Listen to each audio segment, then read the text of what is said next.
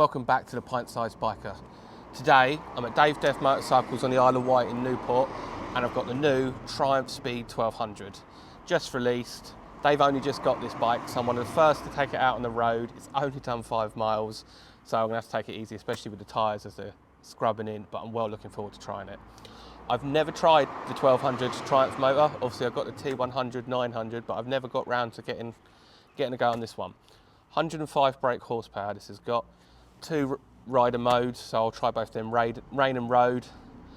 It's more modern style in terms of like the badge. It's the modern badge rather than the metal badge like you get on the T100 and T120.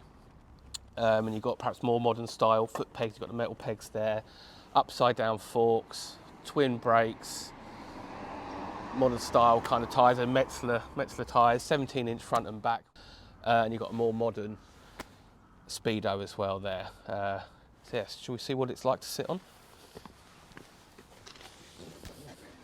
805mm seat height, so it's taller than the Speed Twin 900, and I was a little bit nervous actually. This is the first time I've sat on it for this video, thinking oh it might be too tall, but actually it's not too bad. A little bit like the 400 I tested here last year. It narrows at the seat, which really makes a difference when you're trying to put your feet down. I've got leather jeans on today, which always makes it feel a little bit like you've got less height because everything's a bit more tighter, everything's a bit more, it's not like jeans where you can slide about, but that doesn't feel particularly tall in a way that I'd feel nervous about. And I can get one foot comfortably on the ground. It doesn't feel that heavy either. For a 1200, I'm able to roll it back and forth quite comfortably on my foot, and I can reach the side stand lever, he says. Yeah, very, very comfortably. So yeah, handlebars feel like in a nice position, quite wide. With this model you can get the more sporty version as well, and that has more lower bars. It's kind of like replaced the Thruxton in a way, but this is more the road going one, and this is a fair bit cheaper. So if I was looking, I wouldn't look any further than this. Bar end mirrors, which I'm used to because that's what I put on my T100. Yeah, lovely looking machine. Start her up.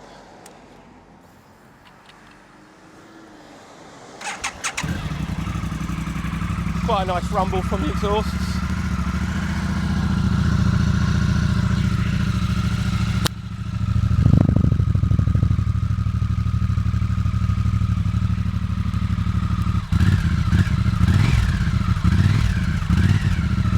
Over rev it while it's cold. Hopefully we'll get a sound of it while on the move. This has got twin exhausts as you'd expect, like the other the modern Triumphs and the Speed Twins that have gone before it, in that kind of brushed downpipe and exhaust with a little black cap on the back, which is quite neat, and that suspension looks quite high class as well. Say compared to what you'd get on say like a T120. So overall, fantastic looking bike. Let's get her out on the road, see what she's like.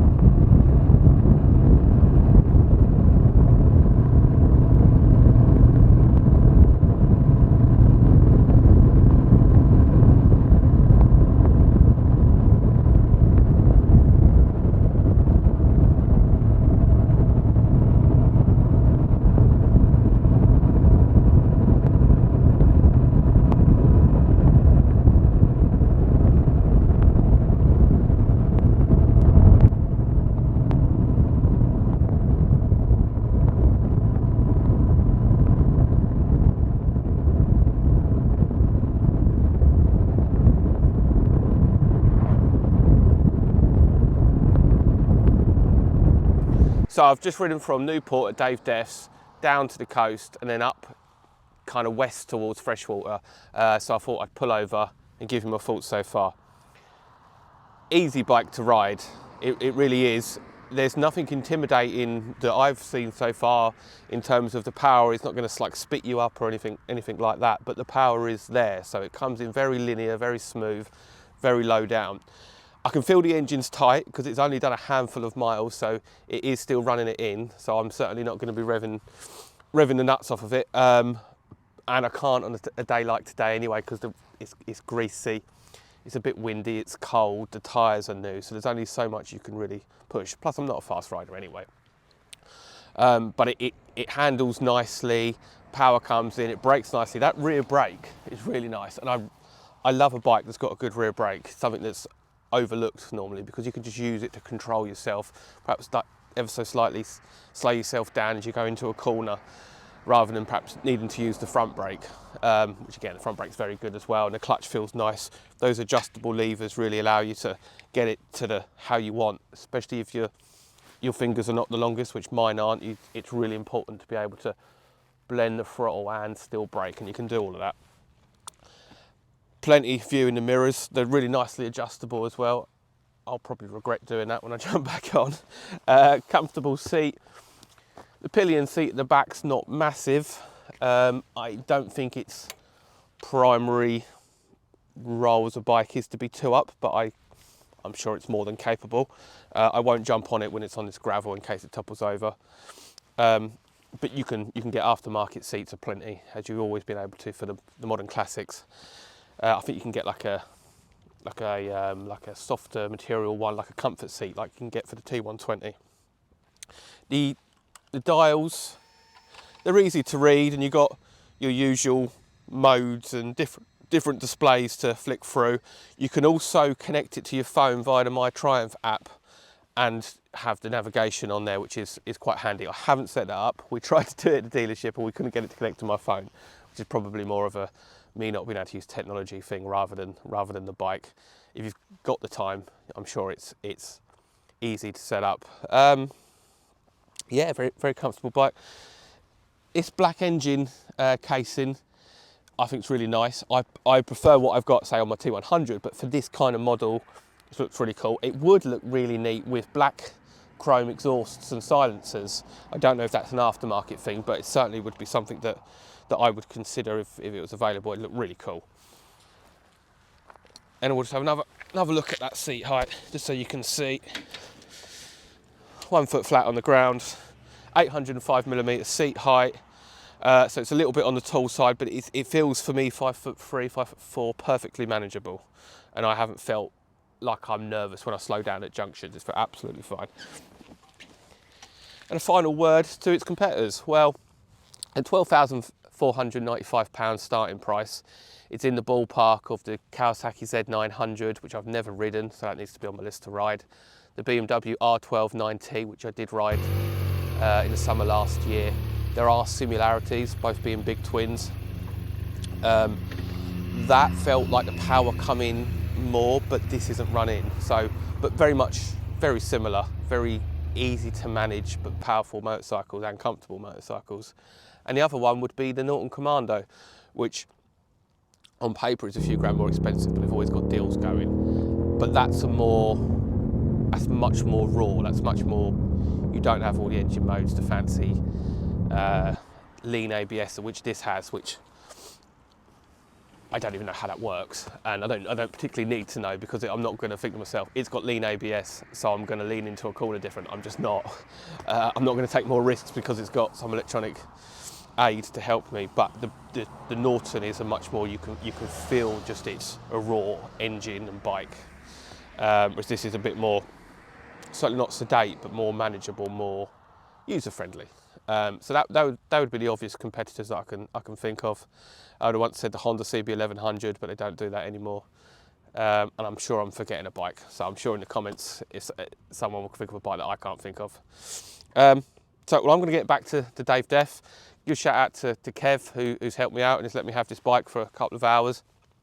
Really helpful in there. They do Yamahas as well as Triumphs, and they have used bikes in their clothing, all the rest. Give it a look if you're on the island. It's in Newport, so it's right in the centre of the island, so it's a good point to start your trip if you come over. Yeah, let's take it back out.